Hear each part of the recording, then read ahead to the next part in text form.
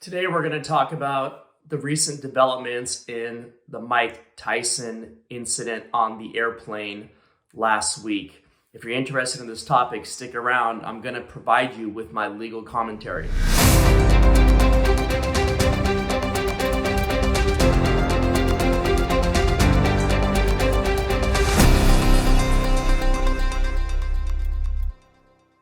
My name is Dodd. I've been a criminal defense attorney here in California for the past 18 years.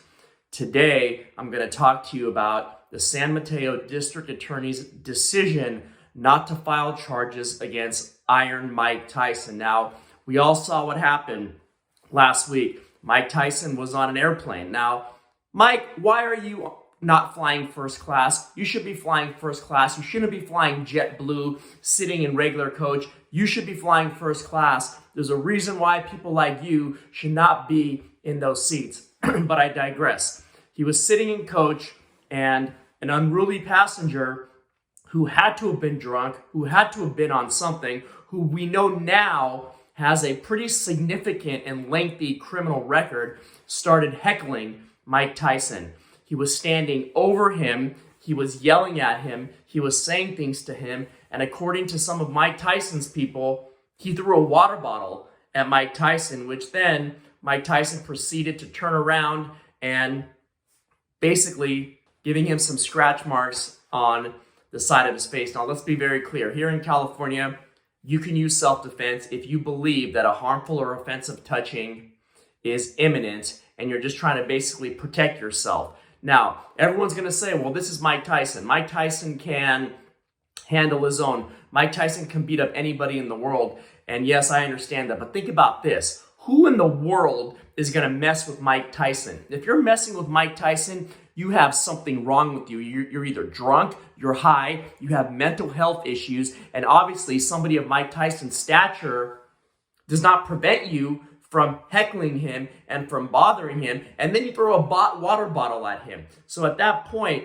Mike Tyson, who was in fear of a harmful or offensive touching, which he was hit by the water bottle, then decided to take matters in his own hands and throw a couple warning punches. Now, let's be clear. If Mike Tyson wanted to, he could have killed that guy easily.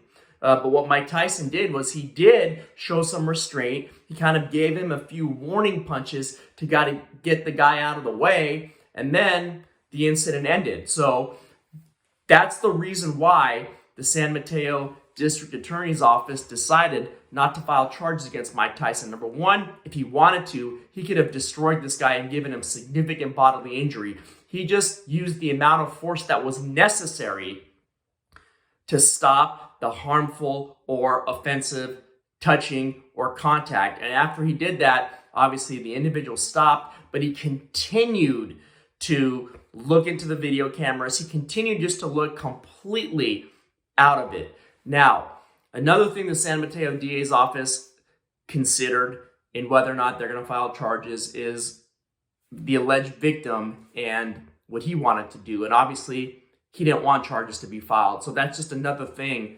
for the district attorney to consider in whether or not they were going to file charges against Mike Tyson. Now, let's be clear. Even if they filed charges against Mike Tyson, and this case went in front of a jury, I don't see any jury here in California. I don't see 12 people convicting Iron Mike beyond a reasonable doubt. A fan or not a fan or whoever this individual was with a lengthy criminal record was heckling him, most likely intoxicated.